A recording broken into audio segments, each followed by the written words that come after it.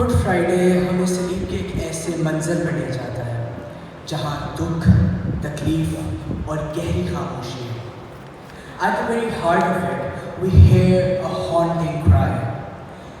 Eli एली लमा शबक्तनी, यानी ए मेरे खुदा तूने मुझे क्यों छोड़ दिया।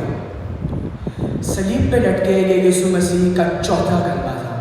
Recorded both in Matthew and Mark, they are not random words of agony, बल्कि ये ज़बूर 22 उसकी पहली आयत की एक डायरेक्ट कोटेशन है जो सदियों पहले दाऊद नबी ने लिखा था।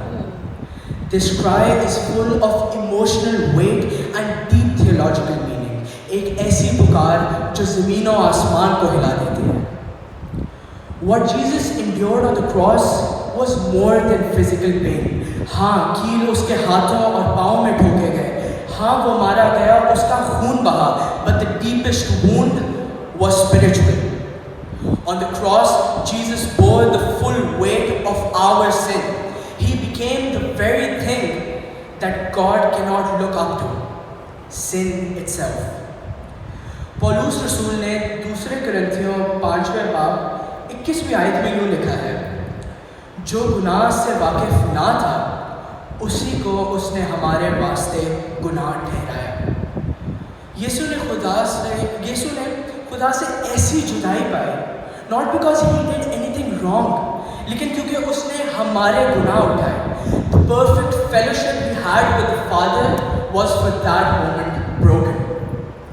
लेकिन यीशु की ये पुकार दुख की नहीं थी। Rather, through this he identifies with us. Tell me, have you ever felt abandoned, forgotten by God, rejected, alone, unheard?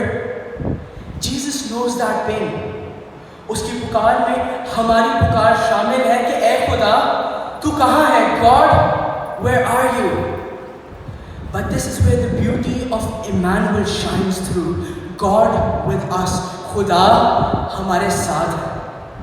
Even in the silence, even in the suffering, He stands beside us.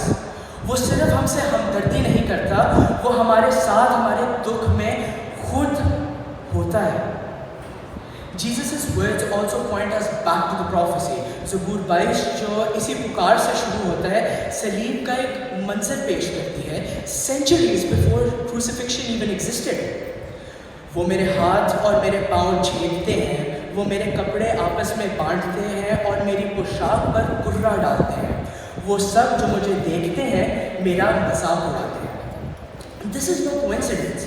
This is the divine plan unfolding. पुराने अहदनामे की नबूवत नए अहद में यहाँ पूरी हो रही थी। Jesus wasn't surprised.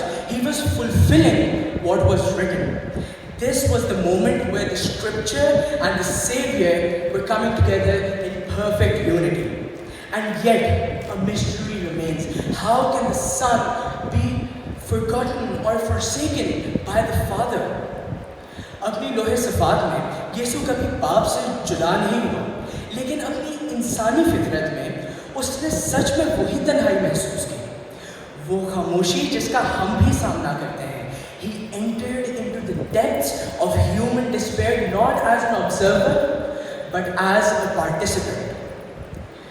और यही थी हमारी नजात की कीमत। उसने वो जगह ली जो असल में हमारी थी। And what is perhaps most troubling is that God does not answer. आसमान खामोश रहता है, लेकिन याद रखें that silence doesn't mean absence. खामोशी का मतलब ये नहीं कि खुदा मौजूद नहीं था। He was accomplishing redemption. उस खामोशी में नजात का सबसे बड़ा काम मुकम्मल हो रहा था।